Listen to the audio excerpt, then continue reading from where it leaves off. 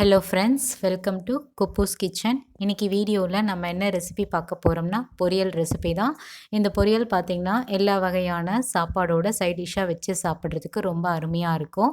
Pepper egg fry தான் இன்றைக்கி வீடியோவில் நம்ம பார்க்க போகிறோம். அதுக்கு முன்னாடி இது வரைக்கும் நீங்கள் நம்ம சேனலை சப்ஸ்கிரைப் பண்ணாமல் இருந்தீங்கன்னா மறக்காமல் சப்ஸ்கிரைப் பண்ணுங்கள், லைக் பண்ணுங்கள், ஷேர் பண்ணுங்கள், கமெண்ட்ஸ் பண்ணுங்கள். மறக்காமல் பெல் நோட்டிஃபிகேஷனை கிளிக் பண்ணுங்கள். அப்போ தான் நாங்கள் அப்லோட் பண்ணுற வீடியோஸ் உங்களுக்கு உடனுக்குடன் வந்து சேரும். வாங்க இந்த ரெசிபி எப்படி செய்கிறதுன்னு பார்க்கலாம். கிச்சனுக்குள்ளே போகலாம். இப்போ நாம் கேஸ் ஸ்டவ் ஆன் பண்ணிவிட்டு பாத்திரம் வச்சுக்கலாம். பாத்திரம் நல்லா சூடாகட்டும். சூடான பிறகு 3 டேபிள் ஸ்பூன் அளவு கடலெண்ணெய் சேர்த்துக்கலாம். எண்ணெய் நல்லா காயட்டும். காஞ்ச பிறகு நம்ம கடுகு சேர்த்துக்கலாம். கடுகு நல்லா பொரிஞ்சு வரட்டும். அது வரைக்கும் வெயிட் பண்ணுவோம். இப்போ கடுகு நல்லா பொரிஞ்சிருச்சு. நம்ம கட் பண்ணி வச்சுருந்த வெங்காயம் சேர்த்துக்கலாம். இதுக்கு 2 பெரிய வெங்காயம் நீல வாக்கில் கட் பண்ணி சேர்த்துக்கிட்டேன். அடுத்து கொஞ்சமாக கருவேப்பிலையை கிள்ளி போட்டு சேர்த்துக்கிட்டேன். இப்போ இதை நல்லா எண்ணெயிலே வதக்கி விடணும். இது பொன்னிறமாக ஆகணும்னு அவசியப்படாது. கண்ணாடி பதத்துக்கு நம்ம வதக்கி விட்டால் போதும் இந்த ரெசிபிக்காக. இது குறைஞ்சது 2 நிமிஷம் நல்லா வதக்கி விடணும் இந்த வெங்காயத்தை. இப்போ ஆல்மோஸ்ட் வெங்காயமும் நல்லா வதங்கி வந்துருச்சு. இந்த டைமில் நான் இஞ்சி பூண்டு பேஸ்ட் 1 டேபிள் ஸ்பூன் அளவு சேர்த்துக்கிறேன். பச்சை வாசம் போகிற வரைக்கும் நல்லா வதக்கி எடுத்துக்கலாம். இது குறைஞ்சது பார்த்திங்கன்னா 2 நிமிஷம் ஆகும் மொத்தமாக வதங்கி வர்றதுக்கு. இப்போ ஆல்மோஸ்ட் நல்லா வதங்கி வந்துருச்சு. இதுக்கப்புறம் நம்ம கட் பண்ணி வச்சுருந்த தக்காளி சேர்த்துக்கலாம். இது 2 வெங்காயம் எடுத்ததுக்கு 1 தக்காளி சேர்த்துக்கிறேன். தக்காளியும் நல்லா சேர்த்து வதக்கி எடுத்துக்கணும். இது நல்லா மசிய வேகணும்னு அவசியப்படாது. ஓரளவு வெந்தால் போதும் இந்த தக்காளி.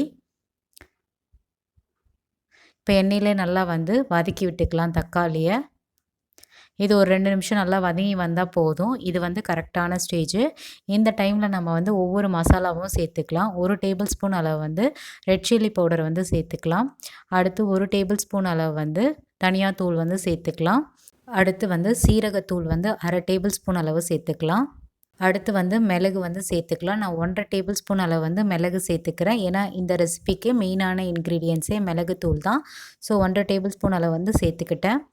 அடுத்து 1/2 டேபிள் ஸ்பூன் அளவு கறி மசாலா சேர்த்துக்கிட்டேன் பவுடரை. சேர்த்துட்டு நல்லா மிக்ஸ் பண்ணி விட்டுக்கலாம். இந்த மசாலாஸ்லாம் எல்லாம் ஒன்றோட ஒன்று நல்லா கோட்டாகி வரட்டும். இப்போ 1/4 டேபிள் ஸ்பூன் அளவு மஞ்சத்தூள் சேர்த்துக்கிட்டு தேவையான அளவு உப்பு சேர்த்துட்டு 1/2 டேபிள் ஸ்பூன் அளவு குழம்பு மிளகாத்தூளை சேர்த்துட்டு நல்லா ஒன்றோட ஒன்று நல்லா மிக்ஸ் ஆகி விடணும்.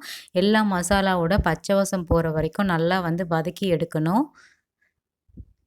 இப்போ ஆல்மோஸ்ட் நல்லா வதங்க ஆரம்பிச்சிருச்சு. இந்த டைமில் நம்ம வேக வைக்கிறதுக்காக கொஞ்சமாக தண்ணியை சேர்த்துக்கிறேன். 1/2 டம்ளர் அளவு தண்ணி சேர்த்தா போதும். இந்த மசாலாஸ் உள்ள பச்சை வாசம் போகிற வரைக்கும் நல்லா வேக வச்சு எடுத்துக்கணும். தண்ணி இதுவே போதுமான அளவு தான், நிறைய சேர்த்துக்காதீங்க. அடுத்து நம்ம இதை லிட்டை போட்டு க்ளோஸ் பண்ணிவிட்டு ஒரு 5 நிமிஷம் இந்த பச்சை வாசம் போகிற வரைக்கும் நல்லா வேக வச்சு எடுத்துக்கணும் இந்த வெங்காயம் தக்காளியில். இப்போ பார்த்திங்கன்னா ஆல்மோஸ்ட் நமக்கு எல்லாமே பச்சை வாசம் போயிடுச்சு. கிரேவியும் கொஞ்சம் திக்காகிடுச்சு. அடுத்து முட்டையை உடச்சி ஊற்றிக்கலாம். ஸ்ப்ரெட் பண்ணி விட்டுருவோம். நம்ம அந்த தொக்கை எல்லாமே ஸ்ப்ரெட் பண்ணி விட்டுட்டு முட்டையை ஒன்று ஒன்றா உடச்சி ஊற்றிக்கலாம். நான் பார்த்தேன் முழு எக்காக உடச்சி ஊற்றுவோம், பார்த்தா அது நல்லா கரைஞ்சி போயிடுச்சு. சரி, எனிவே எப்படியும் ஃபைனலாக நம்ம அதை பிச்சு போட்டு தான் நம்ம செய்ய போகிறோம். அதனால் விட்டுட்டேன். இப்போ லிட்டை போட்டு மூடி வச்சுட்டு ஒரு 5 நிமிஷம் நல்லா வேகட்டும். இது லோ சிம்லேயே இருக்கட்டும். இந்த டைமில் இப்போ எடுத்து பார்த்தோன்னே ஒரு சைடு நல்லா வெந்து வந்துடுச்சு. இப்போ இதை தனித்தனியாக நம்ம ஸ்ப்ளிட் பண்ணி திருப்பி விடுவோம். இன்னொரு சைடு நம்ம நல்லா வேக வைக்கணும் இந்த தொக்கோட அந்த முட்டையை. ஸோ திருப்புறப்ப பொறுமையாக திருப்பி விடுங்க. ஸோ ஹை ஃப்ளேமில் வச்சிங்கன்னா உங்களுக்கு கருக வாய்ப்பு இருக்குது. ஸோ இந்த டைமில் மட்டும் நீங்கள் லோ ஃப்ளேமில் வச்சு இந்த முட்டையை வேக வைங்க.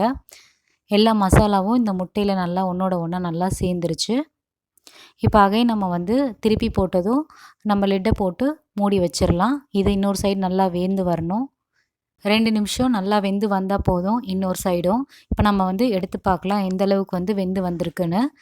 வெந்துருச்சு நல்லா. முட்டையை பார்த்தீங்கனாலே தெரியுது. இப்போ இதை நல்லா கொஞ்சம் கொஞ்சமாக ஸ்ப்ரெட் பண்ணி விட்டு நல்லா மிக்ஸ் பண்ணி விடுவோம். இப்போ எல்லா சைட்லேயும் நல்லா வெந்து வந்துருச்சு. மசாலாவும் நல்லா முட்டையில் பிளெண்ட் ஆகிடுச்சு. இந்த மாதிரி ஒரு வாட்டி நல்லா கலந்து விடலாம். ஃபைனலாக ஒரு 1/2 டேபிள் ஸ்பூன் அளவு மிளகுத்தூளை சேர்த்துக்கலாம். இதை சேர்த்துட்டு ஒரு வாட்டி நல்லா கலந்து விட்டுக்கலாம். இன்னும் 2 நிமிஷத்தில் நமக்கு வந்து பெப்பர் எக் ஃப்ரை வந்து தயாராகிடும்.